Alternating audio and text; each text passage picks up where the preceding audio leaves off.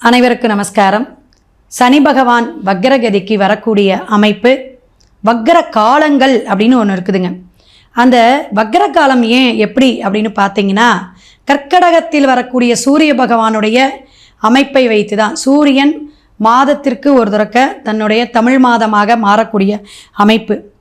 அப்படி மாறக்கூடிய அமைப்பில் 138 நாட்கள் ஜூலை 13லேருந்து நவம்பர் 28 வரையும் வக்ரமாகிறார் சனி பகவான். சனி பகவான் புஜாதி ஐவர் அப்படிங்கிற ஒரு அமைப்பில் ஒருத்தர், பாவகிரகம். மேலும் தொழில், ஆயுள், ஆரோக்கியம், நம்மளுடைய கர்ம வினையை தீர்க்கக்கூடியவர், கர்ம வினையை பயன்பாட்டுக்கு வச்சுக்கோன்னு சொல்கிறவரும் அவர் தான். மெதுவாக செயல்படக்கூடியவர், நீர் அப்படிங்கிற ஒரு அமைப்பை கொண்டவர். அதே போல் நல்ல உழைப்பாளி யார் அப்படின்னா சனி பகவான் தாங்க. சனி பகவான் எந்த இடத்துல இருந்தாலும் தன்னுடைய ஆதிக்கமாக ஆலிங்கமாக அந்த பாவகத்தில் செயல்பாட்டை கரெக்டாக கொடுப்பார். எப்படின்னா நியாயமாக கொடுப்பார். நல்ல விஷயத்தை போதித்து ஒரு பாடம் படிப்பினையை கொடுத்து எல்லாத்துக்கும் பயன அடையக்கூடிய சிறப்பை தரக்கூடியவர். 12 ராசிக்காரர்களுக்கும் சனி பகவான் ஒரு 5 ராசிக்காரர்கள் சிறப்பாக இருக்குங்க. கிட்டத்தட்ட ரிஷபம், துலாம், மகரம், கும்பம், இதில் தனுஷு நீங்கள் சேர்த்துக்கலாம். ஸோ ஒவ்வொன்றும் ஒவ்வொரு பாவக ரீதியாக இந்த 5 ராசிக்காரர்களும் 90% சிறப்பான பலாபலன்களையும், புதிய முயற்சி, புதிய பணவரவு, தொழில் லாபம், விருத்தி எல்லாத்தையும் கொடுக்கக்கூடிய அமைப்பு அப்படிங்கிறத தெரிஞ்சுக்கலாம். மற்ற ராசிக்காரர்களுக்கு இல்லையா அப்படின்னா, ஜனன ஜாதகம்னு இருக்கும். அந்த ஜனன ஜாதகத்தில் சனி பகவான் எங்கே இருக்கார், ஏன்னா நட்சத்திர சாரம் வாங்கியிருக்கார், எப்படி நிலைப்பாடு, இந்த கோச்சார கிரகம் மீனத்திலேயே சஞ்சாரம் பண்ணி வக்கரமாக அடையக்கூடிய அமைப்பில் எப்படி அவருடைய பார்வைகள் இருக்குது அப்படிங்கிறது தொடர்ந்து மேஷம் முதல் மீனம் வரை நம்ம தொடர்ந்து வீடியோவை பார்ப்போம். பரிகாரத்துடன் நீங்கள் பலாபலனை தெரிஞ்சுக்கலாம். துலாம் ராசி நேயர்களுக்கு சனி பகவானுடைய வக்கர நிகழ்ச்சி எப்படி இருக்குது, மீனத்தில் பயணிக்கக்கூடிய சனி பகவான் வக்கரகதியாக அடையக்கூடிய காலகட்டங்கள் 138 நாட்கள்னு சொல்லியிருக்கோம். ஸோ உங்களுக்கு எப்படின்னா, எந்த ஒரு விஷயத்தையுமே நீங்கள் வேகமாக செய்யணும், துரிதமாக செய்யணும், அதை நேர்த்தியாக செய்யணும். ஏன்னா சனி பகவான் உங்களுடைய ராசி லக்னமாக இருந்தாலும் உச்சம் பெற்று இருக்கக்கூடிய இடம் அல்லவா. நான் அங்கே உச்சமாக இருக்கேன்ப்பா, நான் தான் கிங்கு அப்படிங்கிற ஒரு சனி பகவானுடைய ஆதிக்கம் கொண்ட இடம் துலாம். காலசக்கரத்திற்கு 7ஆம் பாவகம். விசாகம், அதே போல் சுவாதி, ராகுவுடைய நட்சத்திரம் பயணிக்கக்கூடிய அமைப்பு இருந்தாலும் சனி பகவான் உங்களுக்கு அப்படிங்கும்போது உங்களுடைய 6ஆம் பாவகத்தை உட்கார்ந்துருக்கார். 6ல் இருக்கக்கூடிய சனி பகவான் பல மாற்றத்தையும் ஏற்றத்தையும் தொழிலில் அபாரமான வெற்றியை தரக்கூடிய காலகட்டங்கள். ஏன்னா 3, 6, 11 தான் சனி உட்காரும்போது வாரி வழங்குறேன் பார். தொழில் நல்லா இருக்குங்க, அமோகமாக இருக்கும், நல்ல லாபத்தை தரக்கூடிய அமைப்பு. கோடீஸ்வர யோகம் கூட கிடைக்கும்னு சொல்லலாம். துலாம் வக்கரமாக இருக்கும்போது ஒரு தொழிலை செஞ்சால் அது ஸ்ட்ராங்காக இருக்கும். பேஸ்மெண்ட் நல்லா போடணும் அப்படிங்கிற மாதிரி நீங்கள் போடக்கூடிய இன்வெஸ்ட்மெண்ட்டு அற்புதமான ஒரு விஷயத்துக்கு காலம் கடந்து அது பெயர் சொல்லும் அப்படிங்கிறதையும் நீங்கள் எடுத்துக்கணும்.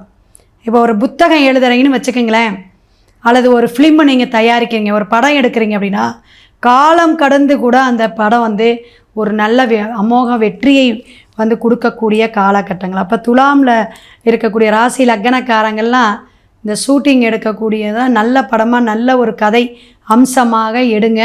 ஒரு மியூசிக் போடுறீங்க அப்படின்னா நல்ல அந்த பாட்டு நல்ல ஒரு வெற்றியை கொடுக்கும். நிறைய பிரபல யோகத்தை கொடுக்கக்கூடிய காலம் அப்படின்னு சொல்லலாம். ஏதாவது சூட்சும ரகசியம் இருக்குது.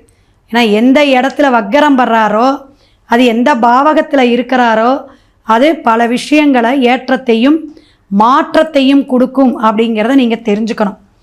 4, 5க்கு உடையவர்.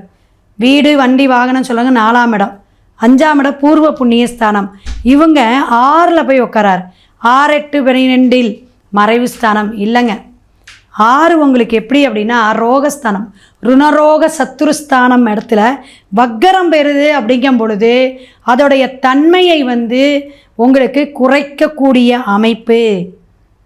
வக்கரம் பெறுது. அதனால இந்த மாதிரி ஒரு உயர்வான அந்தஸ்தை தரக்கூடிய அமைப்பு 80% உண்டு அப்படிங்கிறத நல்லா நீங்கள் உணரணும். நீங்கள் அனுபவத்துக்கு வரும்பொழுது தான் ஆமாங்க மேடம் நீங்கள் சொன்ன மாதிரியே அது நல்ல ஒரு படிப்படியான முன்னேற்றத்தை தரக்கூடிய காலகட்டமாக இனி வரும் காலம் ஆவணியிலேருந்து உங்களுக்கு அற்புதம் அப்படிங்கிறத தெரிஞ்சுக்கணும். 2025 நீங்கள் அடிக்கல் போடக்கூடிய விஷயம் ஒரு வீடாக இருக்கட்டும், ஒரு வண்டி எடுக்கிறீங்க, கார் எடுக்கிறீங்க, நீங்கள் எந்த வகையான கார் எடுத்தாலும் சரி, அல்லது ஒரு பிஸ்னஸ்ஸு தொடங்குறீங்க, அது வெளிநாடு தொடர்பாக இருக்கலாம், அல்லது நீங்களே ஒரு சின்னதாக ஒரு மளிகை கடை வைக்கிறீங்கன்னா நாளைக்கு மால் வைக்கக்கூடிய அமைப்பில் நிறைய வருமானம் வரும். தொடர்ந்து ஒரு விருத்தியை கொடுக்கும். விரயமாக இருக்கக்கூடிய அமைப்புன்னு நினைக்காதீங்க. உடல் ஆரோக்கியத்தில் கவனம் தேவை. இந்த ஸ்கின் அலர்ஜி இருக்கிறவங்க, அதே போல் டைஜஸ்ட் ப்ராப்ளம் இருக்கிறவங்க, வயிறு உபாதைகள் இருக்கிறவங்க, 6ஆம் இடம் குரு, உடம்பு நல்லா பெருசாக இருக்கிறவங்கள உடம்பை பார்த்துக்கணும். சரியான நேரத்துக்கு சரியான மருந்து மாத்திரை எடுத்துக்கணும். அதே போல் கால் சம்பந்தமான மூட்டு சம்பந்தமான பிரச்சனைகள் வந்து போகும். தொழிலில் நல்ல மாற்றம் உண்டு. வருமானத்தில் யோகம் உண்டு. ரிஷபம் துலாமுக்கெலாம் நல்லா இருக்குது. இந்த வக்கரகால பயிற்சி அருமையான ஒரு விஷயத்தை கொடுக்கும் அப்படிங்கிறத தெரிஞ்சுக்கும். ஸ்ட்ராங்காக கொடுக்குன்னு அர்த்தம். உறுதியாக கொடுக்கக்கூடிய அப்படிம்பாங்க. இந்த சொல்லுவாங்கள்ல அம்மன் கம்பெனி உறுதியாக இருக்கும் அந்த கம்பி அப்படிம்பாங்க. அந்த மாதிரி எதுக்கு அதை சொல்கிறாங்கன்னா சனி ஆதிக்கம், உழைப்பு, இரும்புக்காரகர், அப்போ நிலக்கரி, இது மாதிரி பல விஷயங்கள் நம்ம சொல்கிறது எது அப்படின்னா சனி பகவானை தான். உழைப்பாளி உழைக்கக்கூடியவங்களே உச்சம் பெறக்கூடிய இடமாக இருக்கனால நல்ல வேலையால் அமைவாங்க. யார் எப்படின்னு தெரியக்கூடிய காலகட்டங்கள். ஒருத்தவங்களை படம் போட்டு வெளிச்சம் போட்டு காட்டிடும். ஃப்ரெண்ட்ஸாக இருந்தாலும் சரி, அல்லது உங்கள் வீட்டில் வேலை செய்கிற ஆட்களாக இருக்கனாலும் சரி, நீங்கள் வச்சுருக்கக்கூடிய லேபர்ஸை தெரியக்கூடிய அமைப்பை தரும். அல்லது லேபர்ஸ் இல்லாதவங்களுக்கு புதிய லேபர்ஸ் கிடைக்கக்கூடிய அமைப்பெல்லாம் கிடைக்கும் அப்படிங்கிறத தெரிஞ்சுக்கலாங்க. ஒவ்வொரு விஷயங்களும் உங்களுக்கு மாற்றத்தை கொடுக்கும் பொழுது பூர்வீக சொத்தில் ஏதாவது வில்லங்கம், டாக்குமெண்ட் பிரச்சனைகள், ஏதாவது கம்யூனிகேஷன் பிரச்சனைகள்லாம் இருந்தால் அதெல்லாம் தீரக்கூடிய காலகட்டமாக இந்த காலகட்டங்கள் இருக்குது. அப்போ நமக்கு கர்மவினை அப்படிங்கக்கூடிய கர்மகாரகர் அப்படின்னு சொல்லக்கூடியவர் 6ஆம் இடத்துல இருந்து உங்களுடைய 12ஆம் பாவகத்தை பார்த்துட்ருக்கார். அப்போ 12ஆம் பாவகத்தை பார்க்கும்போது நல்ல தூக்கம் வரும். தூக்கத்திலேருந்து இனிமேல் கொஞ்சம் வரல அப்படின்னு தடுமாற்றமாக இருக்கிறவங்களுக்கு ஏதாவது ஒரு விஷயம் சக்ஸஸ் ஆகும் பொழுது அதை நினச்சிக்கிட்டு நீங்கள் ஆரோக்கியமான தூக்கத்துக்கு நல்ல ஒரு ஆழ்ந்த தூக்கமாக உங்களுக்கு கிடைக்கும் அப்படிங்கிறத தெரிஞ்சுக்கலாம். பல மன உளைச்சல்களிலிருந்து நீங்கக்கூடிய காலகட்டங்கள், உங்களுடைய என்னென்ன செயல் திட்டங்கள், என்னென்ன விஷயங்கள், நீங்கள் உத்தியோகமாக இருக்கலாம், சொந்த தொழில் செய்யக்கூடியவங்களாக இருக்கலாம், எந்த துறை சார்ந்து வேலை செஞ்சிட்ருக்கீங்களோ அவங்களுக்கெல்லாம் நல்ல படிப்படியாக ப்ரமோஷன் உண்டு. உழைப்புக்கேற்ற ஊதியம் கிடைக்கக்கூடிய காலகட்டமாக இருக்குது அப்படிங்கிறேன்னா குரு பகவான் உங்களுக்கு நல்ல சப்போர்ட் பண்ணுறார். தனவரவு, குழந்தை பாக்கியம், குழந்தைகள்னால நல்ல விஷயங்கள் நடக்கும். அதெல்லாம் இப்போ சனியும் உங்களுக்கு சப்போர்ட் பண்ணுறார் அப்படிங்கிறத தெரிஞ்சுக்கலாம். சில விஷயங்கள் நமக்கு இந்த சனி உச்சம் பெற்று துலாம்லேயே இருக்குங்க. துலாமில் சனி பகவான் உச்சம் பெற்று இருக்கும்போது நம்ம சொல்லுவோம், அது அனுபவமாக சொல்கிறது தான். எப்பயுமே உங்களுடைய எண்ணங்கள் செயல்கள் எப்பயும் தொழில் சார்ந்தே இருக்கும். பொதுவாக துளாராசி லக்னக்காரங்களுக்கே பிஸ்னஸ் மைண்டு நிறையா இருக்கும். என்ன லாபம், இங்கே என்ன லாபம் கிடைக்கும், அங்கே என்ன ஆதாயம் கிடைக்கும்.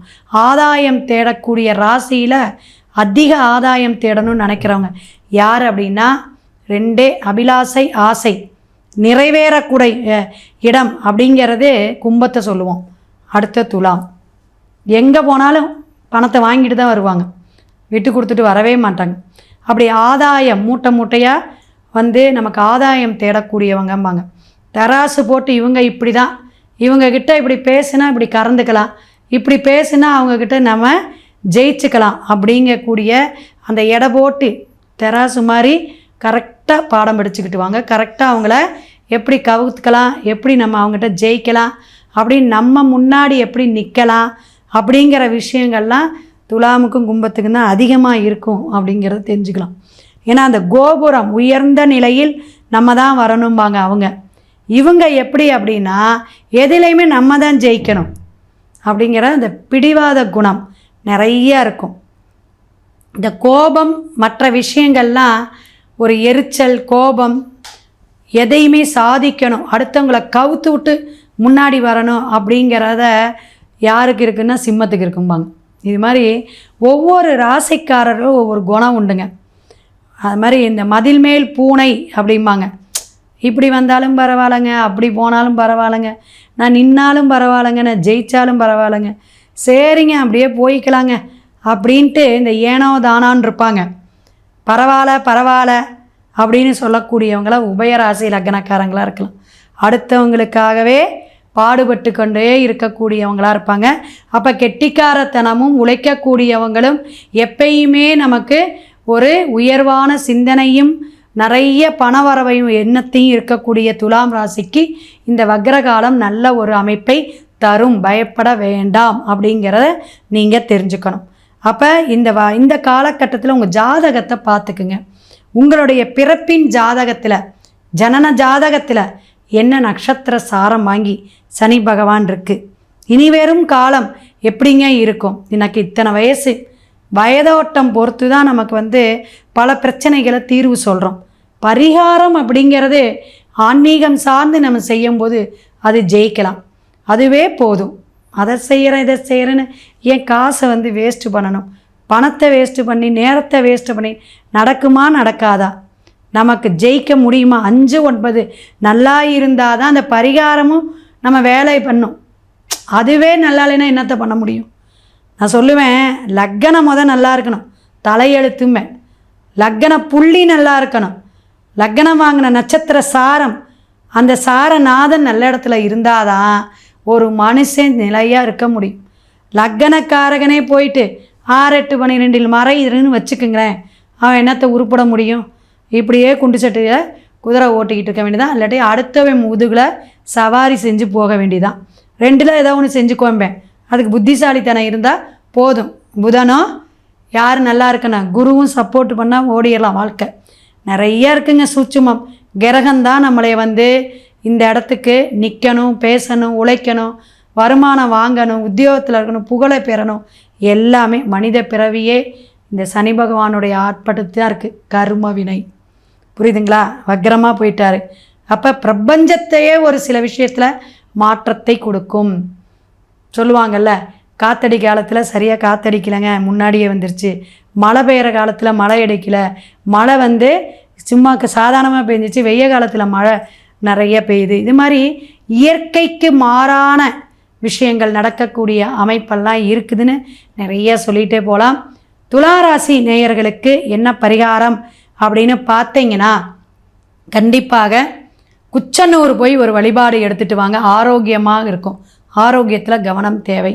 அப்படி இல்லை அப்படின்னா இந்த ஆண்கள் எல்லாம் என்ன செய்யணும்னா, சனிக்கிழமை எண்ணெய் குளியல், சனிக்கிழமை குளித்தா தான் நல்லது. நல்ல ஒரு 1/4 லிட்டரு எண்ணெய் வச்சு நல்லெண்ணெய் குளியல் பண்ணிக்கிங்க. உங்களுடைய ஆரோக்கியம் நல்லா இருக்கும், நல்ல ஒரு தெளிவான சிந்தனையை கொடுக்கும். மற்றபடி நல்லெண்ணெய் தீபம், சனி பகவானுக்கு எல் தீபம் போடுறது உங்கள் இஷ்டம், நல்லெண்ணெய் தீபம் போடுங்க. கண்டிப்பாக பெருமாளுடைய கோயிலில் போயிட்டு துளசி கற்கண்டு, அதே போல் மிக சிறப்பான விஷயங்கள், ஆடை ஆபரணமெல்லாம் உடுத்தக்கூடியவர். அதனால் பட்டு வாங்கி, ஒரு பட்டு வேஷ்டி வாங்கியோ அல்லது துண்டு வாங்கியோ வசதிக்கேற்ப உங்களுடைய கையால் சனிக்கிழமை சாத்தி வழிபாடு எடுங்க. சிறப்பான அம்சத்தை இந்த 138 நாட்கள் அற்புதமாக வாரி வழங்குவார். அடுத்த பதிவில் சந்திப்போம். சிவாய நம. திருச்சிற்றம்பலம்.